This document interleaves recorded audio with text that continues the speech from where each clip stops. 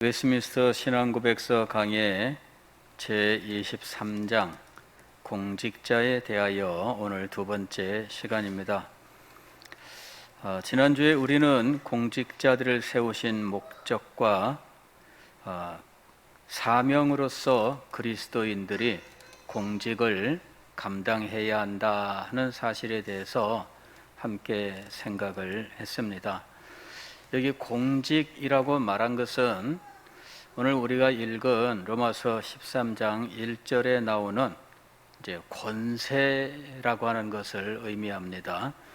여기 보면은 각 사람은 위에 있는 권세들에게 복종하라 이렇게 이야기했습니다. 즉 권세를 가지고 통치하는 사람들에 대하여 복종하라 이렇게 얘기했습니다. 이 사람들을 가리켜서 위에 있는 이라고 이야기를 했습니다. 그러나 이 사람들이 아무리 위에 있다 할지라도 하나님 아래에 있다라는 사실을 알아야 됩니다. 하나님 아래에 있는 것은 하나님께서 그들을 세우신 사실로 알 수가 있습니다. 권세는 하나님으로부터 나지 않음이 없나니 모든 권세는 다 하나님께서 정하신 바라.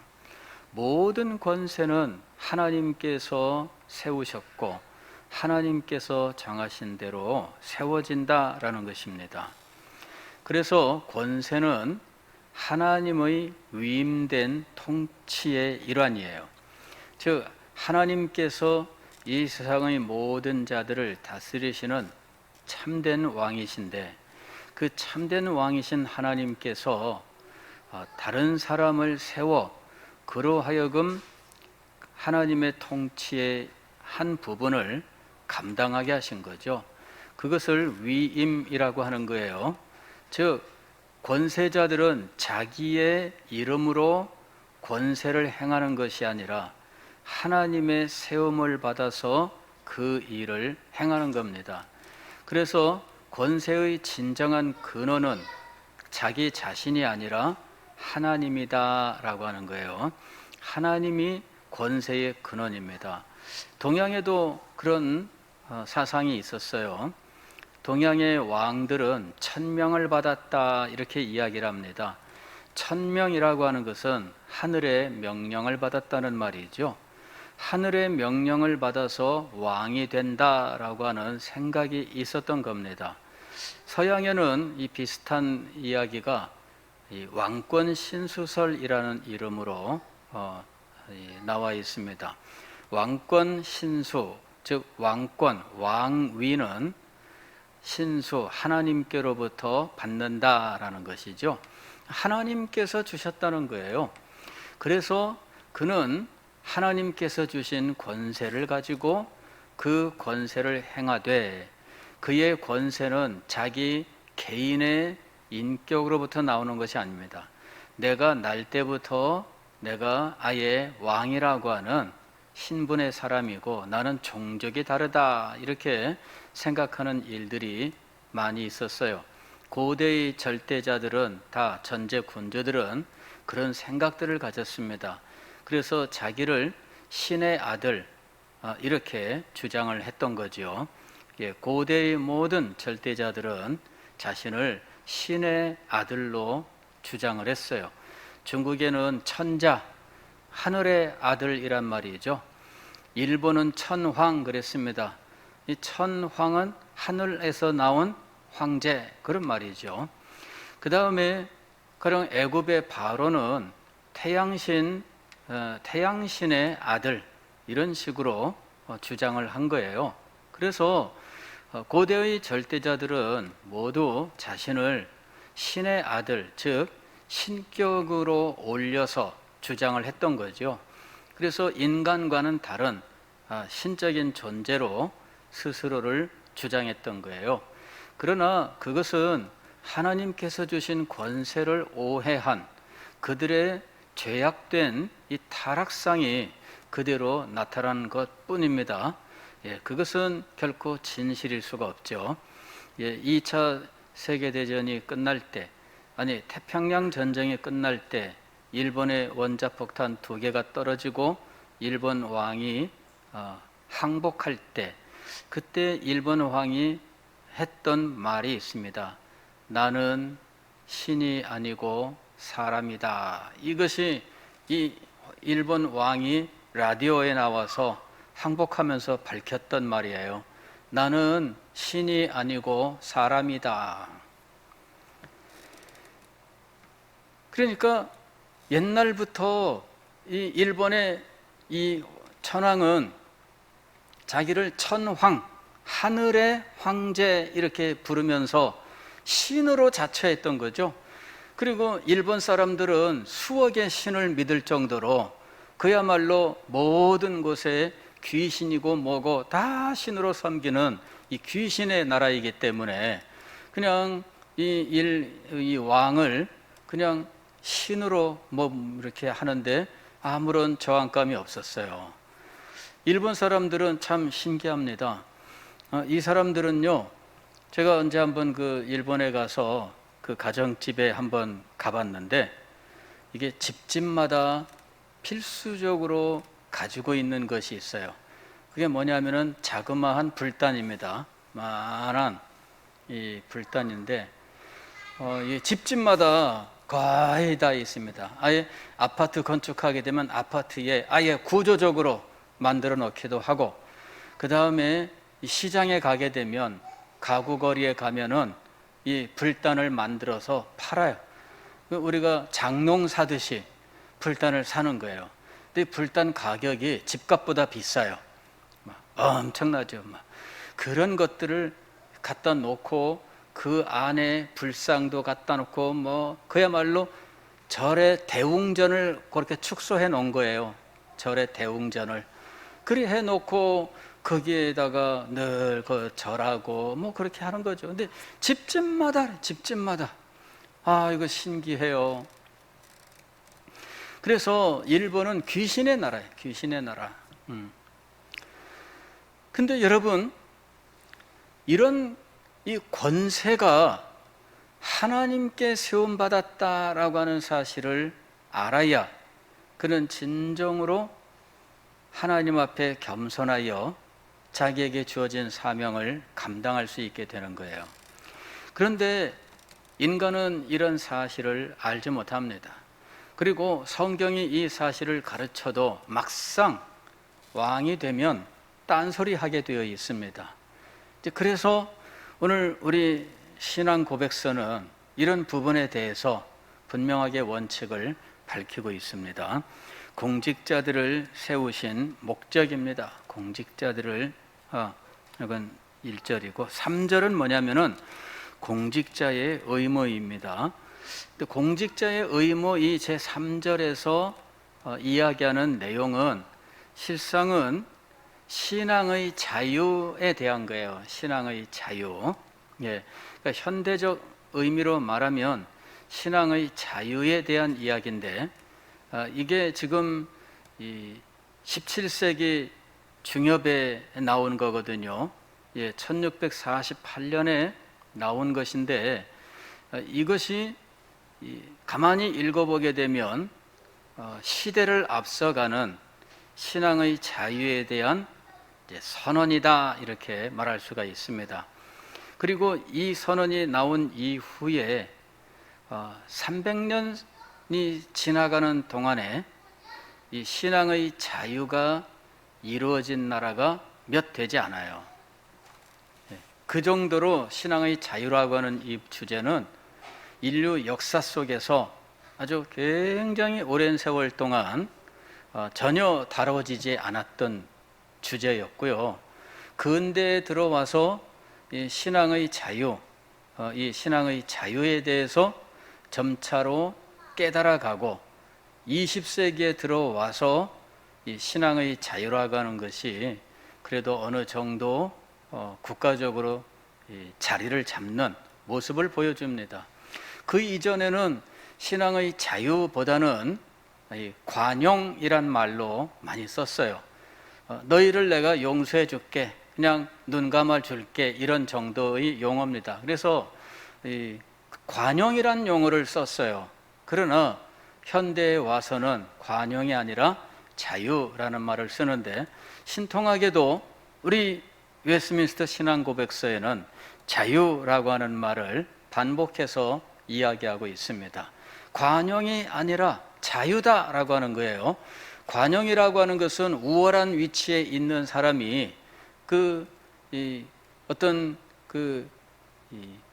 강제나 억제하던 것들을 이렇게 풀어주고 용납해주고 하는 이런 어떤 우월적인 느낌이 있는 거예요. 그런데 이 신앙고백서는 왕으로부터나 공직자로부터 어떤 관용을 받는 정도를 말하지 않습니다. 이것이 자유라고 하는 것, 하나님께서 정하신 원리라고 하는 것을 말씀하고 있습니다. 그러니까 공직자로부터 혜택을 받는 것이 아니라 실상은 공직자가, 즉 국가나 혹은 왕이 혹은 통치자가 어떤 자기가 어떤 권리, 우월한 권리로서 그냥 봐주는 그런 게 아니라는 거예요.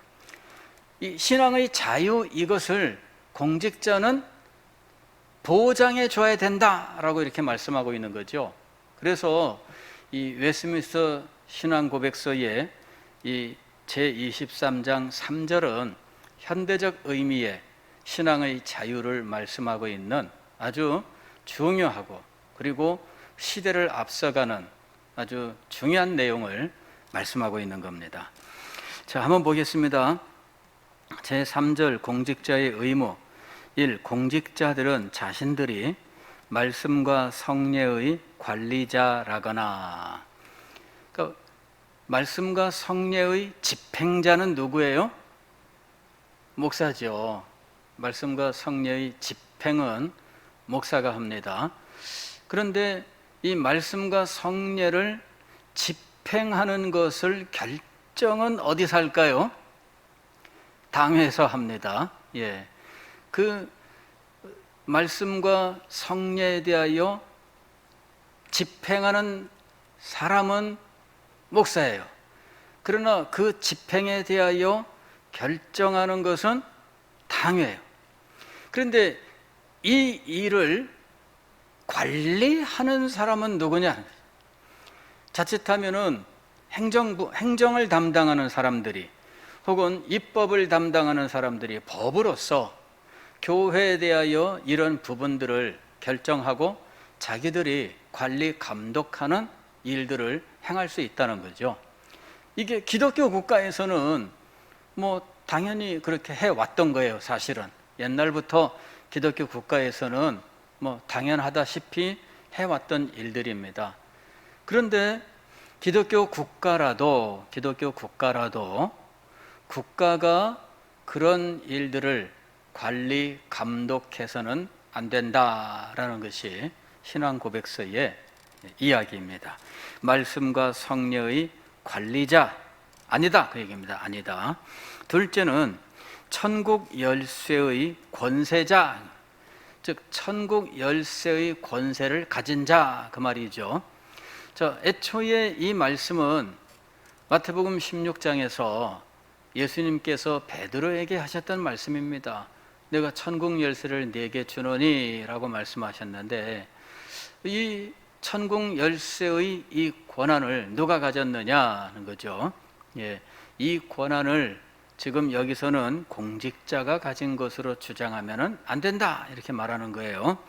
세 번째로는 4번 보면은 아니면, 그러니까 1번도 아니고 2번도 아니면 최소한 신앙 문제에 대해 간섭할 수 있다고 생각해서는 안 된다. 그래, 뭐 말씀과 성례의 관리자 아니다. 또 천국 열쇠의 권세자도 아니다. 그러나 최소한 신앙 문제에 대해서 간섭할 수는 있지 않느냐? 기독교 국가니까. 이제 이런 정도의 생각을 가진 사람들이 있을 수 있다는 거죠. 그러나 신앙고백서는 그렇지 않다라고 분명하게 선언을 하고 있습니다. 사실은 이런 문제들은 과거 교회 역사와 밀접한 관련이 있는 거예요. 이런 혼란이 있는 것, 국가 권력이 이 말씀과 성례의 관리자가 되는 거나, 혹은 천국 열쇠의 권세자가 되거나, 혹은 교회의 문제에 대하여 간섭할 수 있다라고 생각할 수 있게 된 것은 교회의 역사가 있었기 때문이에요. 그 역사로 말미암아, 그러니까 잘못된 역사죠. 잘못된 역사로 말미암아 혼동이 왔기 때문입니다. 자, 잘못된 역사의 제일 원인은 무엇이냐면 교황제도의 발전이에요. 교황제도의 발전. 교황이라고 하는 존재가 신권을 가지고 국가의 권세, 즉 왕위에 군림하는 이런 일이 발생합니다. 중세에 양쪽에다 경쟁을 합니다. 왕은 일정 지역의 통치자이고, 그리고 교황은 전 기독교권의 영적 통치자로 자처를 한 거죠. 그래서 독일 왕이든, 물론 그 당시에는 독일 왕은 존재하지 않지만, 독일 왕은 이제는 거의 황제가 독일 땅을 통치를 해요. 그런데 이 독일이든 프랑스든 스페인이든 영국이든 이 통치자들이 있어서, 이 통치자들이 그 통치 영역, 국가 영토 안에 있는 교회들, 이 교회들에 대해서 왕권으로 이 교회들을 통치해야 되는데, 교황은 이 왕들을 자기가 통치한다 이렇게 주장을 한 거죠. 그래서 왕이 교회에 대하여 권세를 가지지 못하고, 교황이 교회에 대하여 권세를 가질 뿐만 아니라 왕도, 세속 권력조차도 영적 권세 밑에 있다 해가지고 교황과 왕이 서로 경쟁을 합니다.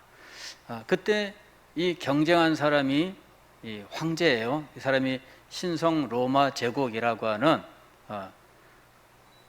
원래의 로마는 멸망을 합니다. 5세기에. 그리고 멸망하고 난 이후에 교황이 이 멸망한 이 로마 제국에 온 게르만 민족들 가운데 한 왕을 황제라고 대관식을 해주는 일이 있었어요. 그렇게 해서 황제의 위를 받았던 사람이 있습니다. 이제 그런 사람이 가령 오토 대제라고 부르는 사람이 있고요, 샤를마뉴 대제라고 부르는 사람들이 있는데, 이 사람들이 황제 대관식을 해서 황제가 돼요. 그리고 이 오토 대제 이후에 나라가 세 아들에게 각각 분할돼서 상속이 돼요. 그러면서 이 유럽의 나라들이 발전하기 시작해요. 게르만 국가들이. 그리고 황제 위를 받은 사람이 세월이 흐르면서 교황의 권위에 도전하고, 교황과 서로 대립을 하고, 교황은 교황대로 파문을 내리고, 황제는 황제대로 군대를 이끌고 와서 이 교황을 잡아가고, 이러는 일이 벌어지게 되는 거예요. 이제 그러면서 자연스럽게 이 교황이 교회의 모든 문제에 대하여 최고 권세를 가지고 있는데, 그 교황의 권세를 왕이 대신하고자 하는 일이 벌어지는 겁니다. 이것이 이제 영국의 종교개혁이에요. 영국에서 헨리 8세라고 하는 왕이 이 로마 카톨릭과 별개의 교회를, 우리 영국에 있는 교회는 이제는 로마 카톨릭과 상관이 없다 하고 로마 카톨릭과 결별을 해요. 대신에 자기가 교황 자리를 차지합니다. 그래서 이 왕이 교황과 같은 역할을 하는 이 교회 제도를 세우게 되는 거예요. 그러니까 왕이 교황과 같은 위치에서 교회 문제에 대하여 교황처럼 그렇게 통치를 하게 되는 거죠. 그러면 교황은 최소한 성직자라고 부르는 그룹이 속하는 사람이거든요. 근데 왕은 성직자가 아닙니다. 성직자가 아닌데 평신도란 말이에요. 그런데 이 평신도가 교회 문제에 대하여 최종 권위를 가지고 자기가 결정을 하게 되고 명령을 하게 되면 이게 합당하냐 하는 것이죠. 그런데 왕국이기 때문에 왕이 최고 권위자로서 군대를 가지고 주장하면 이건 뭐 어쩔 수가 없는 거예요. 그 문제가 영국에서 굉장히 중요한 문제로 대두되고 계속해서 그 문제로 왕과 그리고 교회 사이에 이 갈등과 여러 가지 문제들이 발생하게 된 거예요. 그리고 그 결과 웨스트민스터 신앙 고백서가 만들어질 때에는 이때에는 왕이 이 의회파에게 결국은 이 청교도 혁명이라고 하는 이 청교도 세력에게 전쟁에서 패배를 해요. 그리고는 요 신앙 고백서가 만들어지고 나서 1년 후에는 처형을 당합니다. 예. 그리고 그 왕이 없어져요. 왕이 없어지고 영국 역사 속에 유일하게 공화국이라고 부르는 이 커먼웰스라고 하는 이런 공화국 형태의 국가가 세워지게 돼요. 크로멜이라고 하는 사람이 이제는 호국경이라고 하는 이름으로 나라를 통치하게 됩니다. 그리고 그 아들이 크로멜이 죽고 그 아들이 그 뒤를 이었지만 불과 2년 만에 그 호국경 제도는 무너지고 다시 왕국으로 돌아가게 됩니다. 과거 처형당했던 찰스 1세라는 이 왕의 아들이 프랑스로 피난을 갔다가 스코틀랜드에 와서 왕이 되고 영국까지 다시 왕이 되는 이런 과정을 통해서 이 사람이 찰스 2세가 되어서 이제는 영국 전체를 통치하게 됩니다. 근데 이제 이런 과정에서 등장한 게 뭐냐면은 왕이 교회의 문제를 결정하고 명령하고 법을 만들어서 교회의 예배와 모든 문제들을 왕이 정한 대로 해야 되느냐라고 하는 문제가 계속해서 갈등을 일으키고 있었던 거예요. 이 헨리 8세 때부터 만들었던 것이 뭐냐 그러면은 이 예배 모범입니다. 예배 모범. 이게 바로 공동기도서라고 하는 이름으로 나와요. 예, 공동기도서인데 이게 뭐냐 그러면은 교회에서 예식, 예배 의식을 진행할 때 이 정해준 이 문구를 가지고 정해준 형식을 따라서 행하라 하는 거죠. 그런데 거기서 정해준 것들은 로마 가톨릭과 똑같았다 이거죠. 단지 교황의 자리를 왕이 차지한 것뿐이지 바뀐 게 없다는 거예요. 그런데 그 시대가 종교개혁의 시대예요. 루터가 활동하고 그리고 칼빈이 활동하고 하던 시대거든요. 그러니 헨리 8세가 로마 교회와 단절할 때에는 이미 루터의 종교개혁이 아주 왕성하게 되었고 프로테스탄트라고 하는 명칭이 등장하고 했던 그 시대예요. 그러니까 그 시대에 종교개혁의 이 물결이 영국에도 들어옵니다. 책도 들어오고 또 이 프랑스, 독일 이쪽으로 사람들이 가서 공부하고 돌아오는 사람들이 있어요. 그 공부하고 온 사람들은 종교개혁의 정신을 가지고 들어오거든요. 그리고 이런 사람들이 단지 교황을 왕이 대신한 형태로 이 영국교회가 남아있는 모습을 견딜 수 없어 한 거죠. 우리는 종교개혁의 길로 확실하게 가야 된다. 그러나 왕은 그럴 의사가 없어요. 그래서 이 수장령, 통일령 이런 법령을 발표합니다. 수장령이라고 하는 것은 왕이 교회의 머리다라고 하는 법이고요. 통일령이라고 하는 것은 교회의 예배를 통일시키는 거예요. 왕이 정해준 예배 형태 모든 모습 그대로 해야 된다라는 거예요. 예. 그리고 그것을 어기면 법을 어기는 거죠. 불법이 되는 거죠. 그러니까 나라의 법으로 교회의 모든 일들을 결정하고 따라라 하는 이런 상황이 된 거예요. 이제 그때로부터 시작된 이 투쟁, 이것이 한 100년 정도 세월을 가게 되는 거죠. 예. 그리고 100여 년의 세월이 흐르고서야 웨스트민스터 신앙 고백서가 나오면서 그 문제에 대한 답이 나오게 되는 거예요. 대혼란의 원인은 무엇이었느냐? 첫째는 교황제도의 발전이었고, 둘째는 불완전한 영국의 종교개혁 때문이었습니다. 그리고 영국 이외의 지역에서는 어떤 상황이었느냐 하면 가부장적, 군주적 신앙 선택 때문입니다. 가부장적, 군주적 신앙 선택이라고 하는 건 뭐냐? 이제 제가 만든 용어인데, 이건 뭐냐면은 옛날에 종교를 선택한다면 지금은 개인이 복음을 듣고 본인이 은혜를 받고 그리고 그리스도인이 되고 이렇게 되는 거예요.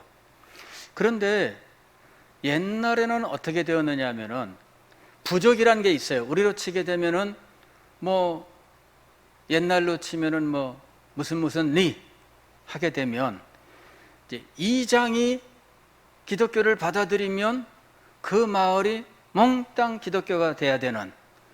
그러니까 이제 이 부족장이라고 하는 것은 이장하고는 또 다르긴 해요.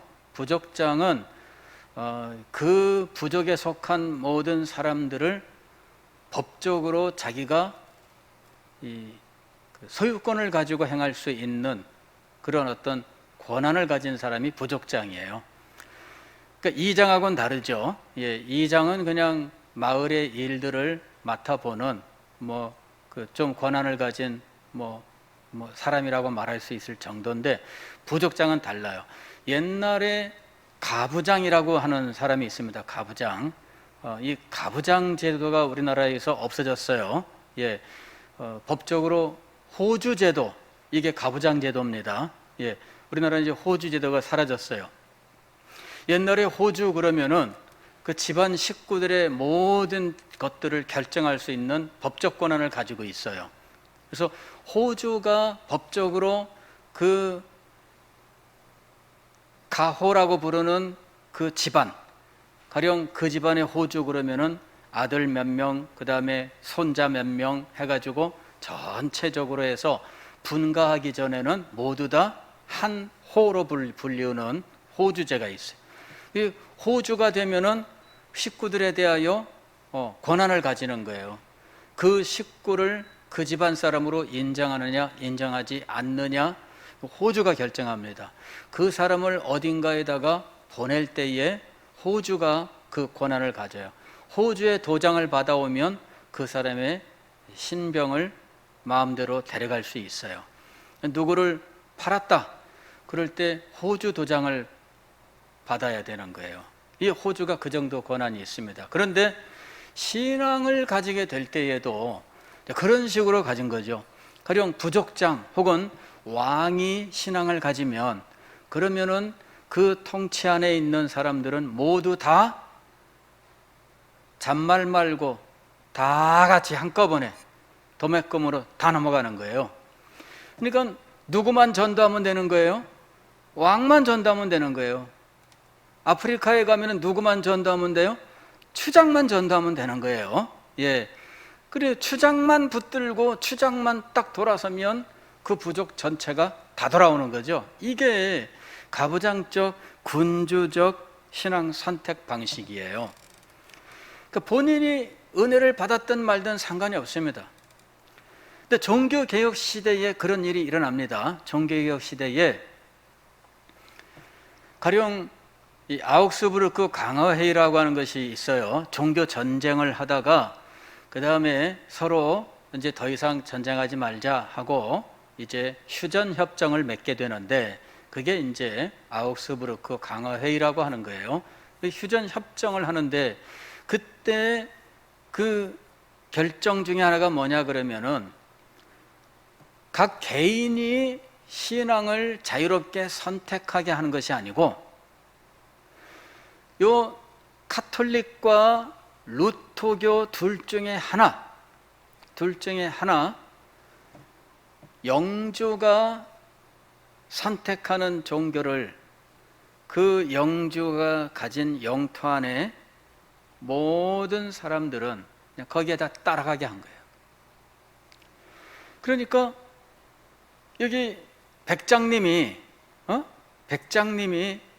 나는 루터교 하게 되면 그 영지 안에 천주교인도 있을 것이고, 또 루터교인도 있을 것이고, 또 칼빈주의 장로교인도 있을 건데, 그냥 다 상관없이 무조건 다 루터교 이리 돼버린 거예요. 근데 신앙이란 게 영주가 난 루터교 한다고 해서 장로교인이 알겠습니다, 오늘부터 나는 루터교인입니다, 이러기가 쉬우냐 하는 거죠. 카톨릭도 대대로 우리 집안은 500년 카톨릭입니다 이러는 사람들이 즐비한 세상에서, 우리 집안은 1000년 동안 카톨릭입니다 이러는 세상에서, 어느 날 영주가 백장님이 루터교 그런다고 누구나 따라가느냐? 안 그렇죠? 내부적으로 계속해서 불합리하다 이런 문제들이 발생하고 갈등이 사라지지 않아요. 영주는 어떻게 해야 되겠어요? 잔말 말고 입 닥쳐 이래 되는 거죠. 꼼짝 마라.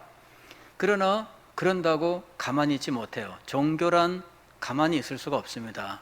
이거는 생명과 같은 거기 때문에 이게 양보가 안 되는 거예요.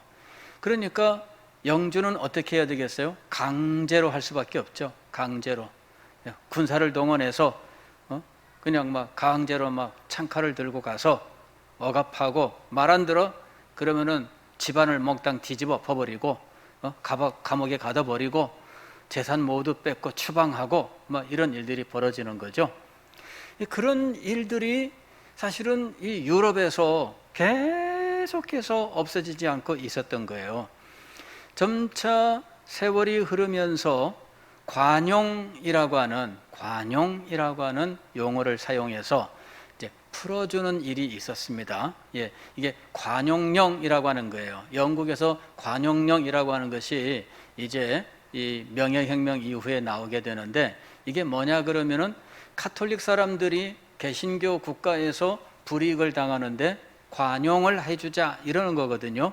그 다음에 영국 국교회가 있는데, 국교회가 나는 국가 종교는 성경적으로 맞지 않다고 본다 이런 사람들이 있거든요.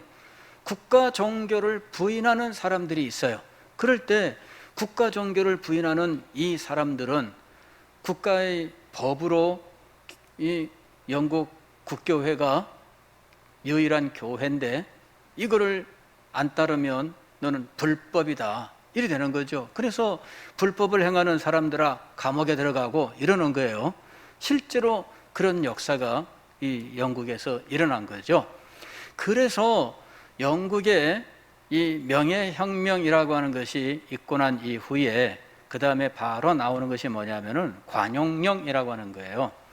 관용령. 그래서 천주교인들도 이제는 불법이다 이렇게 안 하고 그냥 살아가라. 또 비국교도, 즉 국가 종교를 따르지 않고 우리는 국가와 상관없는 교회다 이렇게 주장하는 사람들입니다. 이 비국교도들이 법적으로 불법이라고 해서 감옥에 들어가고 했는데, 핍박을 당하고 그랬는데 이 사람들을 풀어준 거죠. 이게 이제 관용입니다. 그러나 이 관용의 시대를 넘어서서 이제는 자유의 자유. 그런데 이 웨스트민스터 신앙고백서는 관용을 말하는 그때보다도 40년이나 먼저 자유를 말하고 있었다는 거죠. 그리고 자유란 말이 등장하기 몇백 년 전부터 자유를 말하고 있다는 거예요.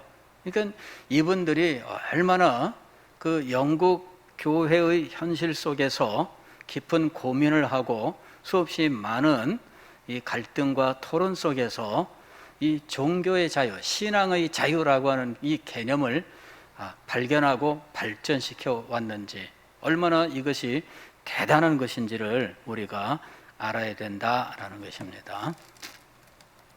그 다음에 현대 국가에서는 행정만능주의라고 하는 것이 있어요. 행정만능주의. 그래서 종교를 국가 행정의 대상으로만 여기는 거죠. 예. 이거를 사실은 이 기독교라고 하는 것은 대한민국의 역사보다 깊어요. 대한민국의 역사는 이제 70년 조금 넘을 뿐이잖아요. 그런데 70년 조금 넘은 이 대한민국의 이 행정권을 가지고 종교에 대해서 마음대로 명령하고 재단한다고 하는 것이 맞냐 하는 거죠. 예. 근데 지금 그런 일들이 벌어지고 있는 거예요. 예. 그런데 행정이 종교보다 우위에 있는가? 그렇지 않습니다. 이거는 헌법이 보장하고 있는 거거든요. 그래서 지금 현재 이 우리나라 정권을 담당하고 있는 사람들은 사실은 행정 만능주의에 빠져 있고요. 입법 만능주의에 빠져 있어요. 예. 말 안 들어? 좋다. 그러면 법으로 만들어 줄게. 국회 우리가 180석이야. 법을 만드는 거예요. 말 안 들어? 법으로 만들면 돼. 법을 하는 거예요. 이래 가지고 그 왜 최근에도 그런 얘기들이 계속 나오고 있어요. 교회 폐쇄법 해가지고 이 별명이 그렇죠. 별명이 교회 폐쇄법입니다.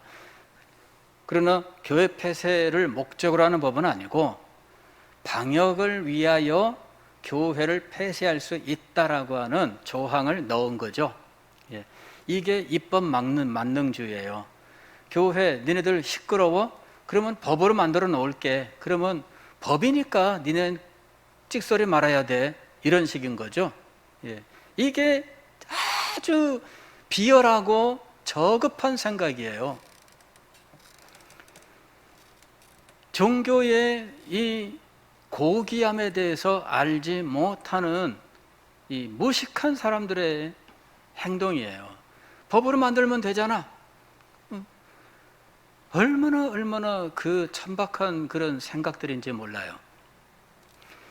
저는 이 정권에 대한 이야기가 아니고 그런 생각은 이 정권만 가진 것이 아니에요. 사실은 예, 행정을 집행하고 그 다음에 법을 자기들 마음대로 만들 수 있게 되면 빠질 수 있는 함정입니다. 왜? 이게 독재로 나아가는 길이거든요. 예, 다른 이견을 용납하지 못하고 법으로 무조건 다 막아줄게. 이게 독재로 가는 길입니다. 과거의 히틀러도 법으로 막아줄게. 법을 계속 만들어요. 민주주의인 것 같았지만은 그게 독재였어요. 과거에 우리나라의 박정희 씨도 했던 게 뭐냐 그러면 법으로 만들어줄게. 법을 계속 만드는 거예요. 그게 독재였어요. 단지 대통령을 오래 했다고 독재가 아닙니다. 대통령은 오래 할 수도 있어요. 그건 독재가 아니에요. 법에 의한 것이면, 법이 대통령을 5번 해도 상관없다고 만들어져 있으면 독재 아닙니다. 5번 대통령 하는 게. 박정희 씨가 독재라고 한 이유는 대통령을 오래 해서 독재가 아니에요. 문제는 뭐냐 그러면은 말 안 들어? 그러면 법으로 해줄게. 법을 만드는 거예요, 계속. 그게 독재입니다. 근데 그런 법을 만들어 독재하는 행동을 현 정권 사람들이 자꾸만 손대고 있는 거예요. 그 차별금지법 같은 것도 마찬가지예요. 이미 차별금지법에서 말하고 있는 것들은 각종 약자를 보호하는 법에 대부분 다 그대로 들어있는 거예요. 그런데 차별금지법이라는 걸 만들어서 무차별적으로 다 해가지고 우리의 신앙적인 교리까지도 법으로 무조건 다 막아버리려고 하는 거죠. 이것이 바로 무식한 사람들의 천박한 행동입니다. 왜 우리의 신앙까지 법으로 해서 다 막아버려요? 차별금지법으로 우리의 신앙을 막아버리는 거예요. 그게 그게 독재입니다. 다른 게 독재가 아니라. 법으로 무조건 다 막아버리는 게 이게 바로 독재예요. 지금 제가 이 설명을 드린 내용들이 여기 그대로 나옵니다. 한번 읽어봅니다. 이제 5번부터. 그러나 양육하는 아버지로서 어떤 교파를 다른 교파보다 더 총애하지 않으며 영국 국교회라고 대우해주고 우대하고 비국교들하고 해서 천대하고 뭐 이게 아니란 얘기예요. 예. 또 모든 교직자들이 폭력이나 위험을 당하지 않고, 폭력이나 위험, 이게 뭐냐 그러면은 영국에서 이런 일이 있었고요. 이 웨스트민스터 신앙고백서 이후에 20년 후에는요, 이거 나오고 나서 13년 후부터는요, 교역자들이 옥에 갇히고 처형당하고 그 다음에 목회지에서 쫓겨나고 이러는 일이 발생합니다. 왕정 복고가 되면서 다시 왕정으로 돌아오면서 다시 왕이 국가의 법으로 이런 일들을 행하게 돼요. 이게 왕이 법의 이름을 빌어서 독재를 행하는 경우입니다. 전제군주절에서 독재를 행하는 경우인데 폭력을 일삼고 위협을 하는 거죠. 그래서 오마일법 이런 것들이 만들어집니다. 그래서 비국교도는 자기 교회에서 목회지를 쫓겨나야 되고요. 그 다음에 5마일 이내로는 들어오면은 불법으로 잡아가게 됩니다. 예, 목회지에서 쫓겨난 목회자들이 굉장히 많은데 이 수백 명의 목회자들이 갈 데가 어디 있어요? 이런 사람들이 교회를 떠나면은 먹고 사는 건 어떻게 해야 되겠어요? 성도들하고 참 비밀리에 만나는 일도 있고 그랬는데 5마일법에 의해서 이 목회지를 5마일 안으로 못 들어가요. 5마일이면은 어느 정도 거리냐면은 한 10km 정도 되는 거리입니다. 예. 그러니까는 한 9km, 8km 좀 넘고 9km 좀 안 되는 이게 거리예요.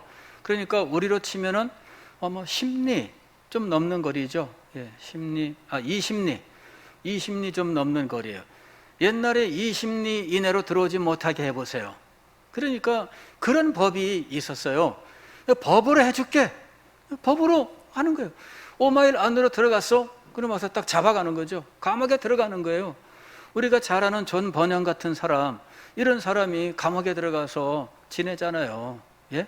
그리고 이 사람은 감옥에서 지낸 날이 더 많아요. 이게 폭력이나 위협, 이거를 정상적으로 목회를 하는데 법을 어기는 상황이 되는 거죠. 왜? 왕이 만든 임의로 만든 법 때문에 불법을 행한 범법자가 되는 거예요. 이게 범법자로 만들어서 감옥 보내고 쫓아내고 위협을 가하는 거죠. 그런 일들이 실제로 역사 속에 있었어요. 요 신앙고백서가 만들어지기 이전에도 그런 일들이 있었고요. 이후에는 영국에서 대대적으로 그런 일들이 벌어져요. 자, 근데 여기 9번 보세요. 온전하고 자유롭고 확실하게 자신들의 신성한 사역의 모든 부분을 자유롭게 행할 수 있도록 하여 그랬습니다. 9번 보면은 온전하고 자유롭고 라고 되어 있어요. free라고 되어 있어요. 확실하게, 그 다음에 자신들의 신성한 사역의 모든 부분을 자유롭게 행할 수 있도록 할 때 이 자유는 liberty예요. liberty는 보통 정치적 자유를 말할 때 사용하는 용어입니다. 그러니까 이 프리하고 리버티하게 사역할 수 있게 해야 된다 이거죠. 교육자들을 위협하고 협박하고 옥에 가두고 심지어는 그를 교수형에 처하면서 그의 신앙 신념을 저버리게 만드는 이런 일들, 이 역사 속에 수없이 나타났던 일인데 그래서는 안 된다라고 하는 거예요. 얼마 후에는 이런 일들이 벌어질 수 있습니다. 우리나라에서 이런 일들이 벌어질 수 있습니다. 동성애 성경적으로 이거는 하나님께서 금하신 것이다라고 말하게 되면 범법자가 되는 시대가 올 수 있습니다. 현재 그 법을 만들고 있어요. 국회에 지금 보냈고요. 이제 이게 어떻게 될지 모르는 상황입니다. 이렇게 되면 안 된다 그 얘기입니다. 목사가 설교를 해야 되는데 이 설교 동영상을 확보해 가지고 범법자로 만드는 이런 일, 그리고 그걸 못하도록 법을 만드는 것은 이건 협박입니다. 그래서 이런 일들이 있으면 안 돼요. 이게 지금 역사를 300년 이상이나 더 거슬러 지금 되돌아가고 있는 거예요, 지금. 12번 공동으로 섬기는 우리 주님의 교회를 보호하는 것이 공직자들의 의무이다. 이건 이제 기독교 국가이니까 이렇게 되는 거죠. 그러나 이 신앙의 자유라고 하는 것은 기독교 국가만의 문제가 아니라 사실은 모든 국가의 문제입니다. 15번 또한 예수 그리스도께서 당신의 교회 안에 일정한 치리와 권징을 세우셨으므로, 이 얘기는 뭐냐면은 교회의 치리와 권징은 국가가 담당하는 것이 아니라 예수님께서 교회 안에 세우신 것이 있으므로 교회 안에서 자체적으로 해야 된다, 그 말입니다. 교회 안에 우리는 당회가 세워져 있고요, 당회가 치리와 권징을 행하게 되어 있습니다. 국가가 이것을 행하는 것이 아닙니다. 그래서 국가가 교회의 권징과 치리에 간섭을 하거나 이것을 자기들의 권한이라고 해서는 안 된다는 거죠. 자신의 신앙 고백과 믿음에 따르는 어떤 기독교 교단의 자발적인 회원들에게 국가의 어떤 법으로도 20번 정상적인 신앙생활을 간섭하거나 강제하거나 방해해서는 안 된다, 이거예요. 정상적인 신앙생활을 간섭하거나 강제하거나 방해해서는 안 된다. 그 다음에 23번 아무도 신앙이나 불성실을 구실로 다른 사람에게 무엇으로든 모욕이나 폭력이나 학대나 상처를 받지 않도록, 또한 교회의 모든 종교적인 집회가 회방이나 방해됨이 없이 개최될 수 있도록 효과적인 방법으로 모든 국민의 인격과 선한 이름을 보호하는 것이 공직자들의 의무이다. 그러니까 이 교회의 집회는 정상적으로 진행될 수 있도록 보호하는 것이 공직자들의 의무라고 하는 거예요. 방역의 이름으로는 어떻게 할까? 이 시대에, 요 웨스트민스터 신앙고백서가 만들어지던 그 시대에 요 이후의 시대죠. 요것보다 조금 이후의 시대에, 왕정복고 이후에, 그때에 국가가 법을 만들어서 교역자들을 위협하고 또 범법자로 만들고 그를 감옥에 보내고 또 목회지에서 추방하고 하던 그 시대에 청교도 리차드 박스터가 그 문제에 대해서 다뤘던 적이 있습니다. 다른 의도로는 교회의 집회를 금할 수 없고 국가가 명령해도 따를 수 없다. 그러나 전염병의 경우에는 국가가 순수한 의도로, 전염병의 의도로 이 집회를 금지할 때에는 따르는 것이 합당하다라는 거예요. 그러니까 우리 코로나 방역에 대해서 적용할 수 있습니다. 문제는 뭐냐면은 국가가, 우리 국가라기보다는 정권이죠. 정권이 정치적 의도로서 교회의 집회를 제한하고 있느냐라는 것에 대한 판단이에요. 그 판단을 하는 사람들은 거부하는 거죠. 가령 서울의 사랑제일교회 같은 데가 그겁니다. 사랑제일교회 같은 데는 정치적 의도로 지금 정치 방역을 하고 있다, 그렇게 하고서는 거부하고 있는 거예요. 그것에 대해서 우리는 어떻게 봐야 되느냐? 사실 저랑 생각은 다르지만 존중해야 됩니다.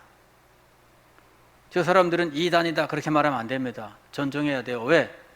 정치 방역에 대한 판단은 사실 정확하게 나올 수가 없는 거예요. 근데 거기는 정치적으로 핍박을 받는다라고 하는 분명한 자기 나름의 확신의 근거들을 가지고 있어요.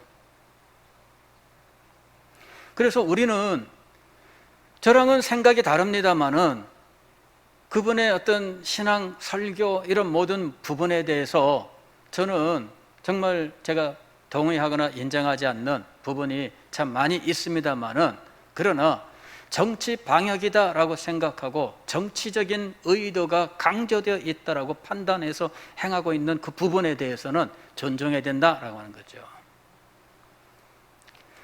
우리는 어떠냐? 우리는 정치적인 의도가 좀 의심되는 거는 좀 있어요. 그러나 무조건 정치로만 몰아붙이는 것은 합당하지 않다. 더군다나 우리가 선교해야 되는, 전도해야 되는 교회 입장에서 이게 늘 이런 전염병의 어떤 위급한 상황에서 불평, 불만과 이런 쪽으로만 의사표현이 되는 이런 것은 전도의 치명적인 장애다라는 거죠. 실질적으로 우리들도 마찬가지입니다만은 우리에게 심각한 피해와 건강상의 어려움들이 찾아올 수 있는 문제입니다. 그래서 우리는 될 수 있는 대로 방역 당국의 지침에 따라서 방역 지침을 잘 지키고 행하는 쪽으로 지금 우리는 가고 있는 겁니다. 자, 어떻게 받아들이느냐? 한쪽은 정치로 판단합니다. 그분들이 그렇게 판단할 만한 근거가 있겠죠. 제가 봐도 그분들에 대해서는 정치 어떤 무엇이 있다는 그런 의심을 제가 금할 길이 없습니다. 그래서 그 부분에 대해서는 그분들에 대하여 우리가 뭐라고 말할 필요가 없습니다.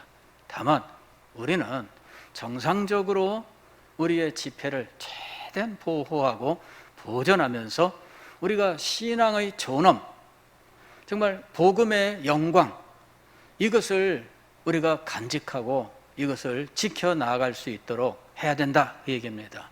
이건 누가 지켜주는 거 아니에요. 뭐 대통령이 지켜줄까요? 그걸 지켜주는 것이 대통령의 의무가 맞아요. 그러나 그 대통령은 복음의 영광 같은 것에 대해서 관심이 없잖아요. 결국은 누가 이것을 지켜야 돼요? 우리가 지켜야 돼요. 신앙의 위엄과 아름다움 누가 지켜야 돼요? 우리가 지켜야 돼요. 국가가 이런 일들을 해야 되는 것은 헌법적 의무입니다만은, 그러나 이것을 지켜야 되는 사람들이 이 부분에 대한 이해가 없어요. 기독교 신앙에 대한 이해도 없고 아무것도 없어요. 그런 사람들에게 이것을 맡겨서 그들의 선의를 기다리면서 있을 수는 없어요. 우리들 자신들이 이것을 지켜나가고 세워나가야 돼요. 우리가 위험을 가져야 돼요. 우리가 복음을 전하다가 왼뺨을 맞으면 오른뺨을 돌려대는 그것이 위험입니다. 마저도 우리는 복음을 전한다라고 하는 거예요. 죽여도 우리는 복음을 전한다. 그것이 위험입니다. 이런 신앙의 위험을 우리가 간직하고 그 영광과 아름다움을 지켜나가야 돼요. 우리가 믿음을 지켜야 되는 이유가 무엇일까요? 이것이 복음의 능력을 우리가 소유하고, 그래서 교회를 영광스럽고 아름답게 이 시대에도 그 영광의 빛을 나타내야 되기 때문이에요. 다른 누가 이것을 하는 거 아닙니다. 우리가 해야 돼요. 방역을 따라가면 못할까요? 아닙니다. 우리가 우리의 믿음을 분명히 지키고 우리의 위엄을 가지고 우리가 지킬 것은 지키되, 우리가 해야 되는 이 신앙의 아름다우고 거룩한 일들은 우리가 최선을 다해서 감당하고, 그리고 그 안에서 복음의 능력을 받아 살아가는 거예요. 그래야 이 시대를 이길 수 있습니다.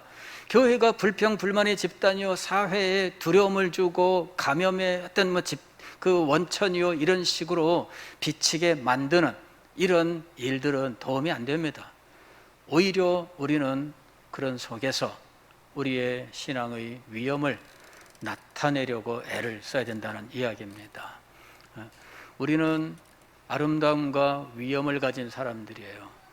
우리의 이런 것들을 혹 국가나 공직자들이 보장하지 않거나 침해한다 할지라도 우리들은 그에 대한 항의를 위엄 있게 해야 돼요. 위엄 있게, 영광스럽게 해야 됩니다. 우리가 할 수 있는 성경적 방법이 있습니다.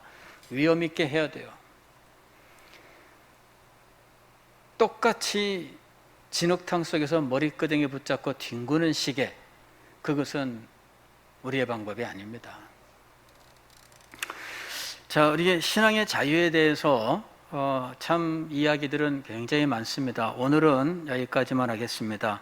다음 주에 4절 조금 남아 있는데 이 부분과 4절을 합해서 한 번 더 이 문제를 다루도록 하겠습니다.